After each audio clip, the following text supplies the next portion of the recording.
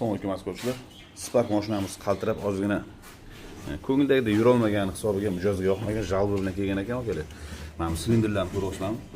Vashi qora ishlagan akalar, vashi qop-qora qurum. Buni sababi bor-ku akalar. Mana katalizatorni yechuvdik. Mana bunaqa ichidan to'kilib tushdi mana katalizatorlar akalar. Erib ketgan katalizator, ko'ryapsizmi tepasi.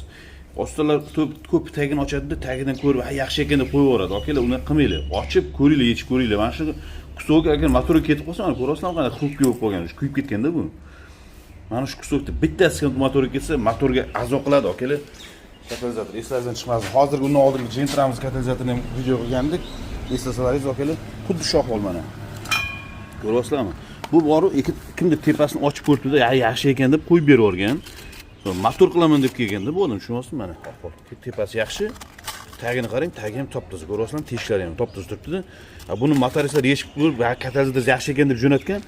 Biz diagnostikani to'shni qo'ydik va katalizatorni ochib ko'rganimizda katalizator ichi erib, mana shunaqa kusoklar mana. Hozir bulardan ham Sparkning ichidan xuddi shunaqa kusoklar chiqib keldi. Ko'ryapsizlarmi qanaqa erigan bu? Bu vyxlopni umuman qo'yavermagan, mashina bo'g'iladi, qaltiraydi, sassiqlar chiqadi, gulshtildan odamga yoqmaydigan gazga o'xshagan hidlar bor. Shunaqa narsalar chiqqanda bo'pti. Xullas qalam akalar, olinmasdan aloqaga chiqinglar, podpiskalar esdan chiqmasin. Mana shu dom bizani orientir bilasizlar. Archa ko'chaga burilganda 150 metrdan keyin telefon raqamlarimiz va любой mashinaga katalizatorlar bor akalar. Sparkning o'zining родной katalizatorini qo'yib beramiz. Hozir bularga mana shu zavodskiy mana ko'ryapsizlar. Yangi katalizator akalar. Aloqaga chiqinglar. Podpiska, like, отметка esdan chiqmasin, bizga podдержка